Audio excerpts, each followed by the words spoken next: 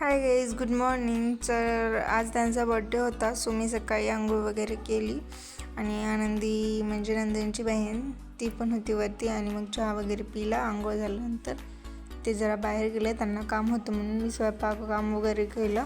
जेवण वगैरे झाल्यानंतर डेकोरेशनसाठी बसले आणि मग डेकोरेशन सुरू केलं आणि हा नाईटचं सेलिब्रेशन होतं. आणि नंतर त्याने आले, मग अष्टविनायकला निघालो होतो गणपतीच्या पाया पडण्यासाठी. मग इथे 8 साईडनी गणपती होते म्हणून यांचं अष्टविनायक नाव आहे. आणि मग इथे या गुफामध्ये गेलो, छान बनवलेले होते गुफा वगैरे, इथून पाणी वगैरे येत होतं. बाहेर आल्यानंतर इथे नंदी वगैरे सगळं होतं आणि मग आम्ही घरी आलो. घरी आल्यानंतर इथं बर्थडे सेलिब्रेशन केला सगळ्यांनी आणि मग ह्यांना केक वगैरे चालली आहे आणि मग सूरज निलाशला सगळे फुगे फोडून टाकले. बाय बाय, भेटूया नंतरच्या ब्लॉगमध्ये.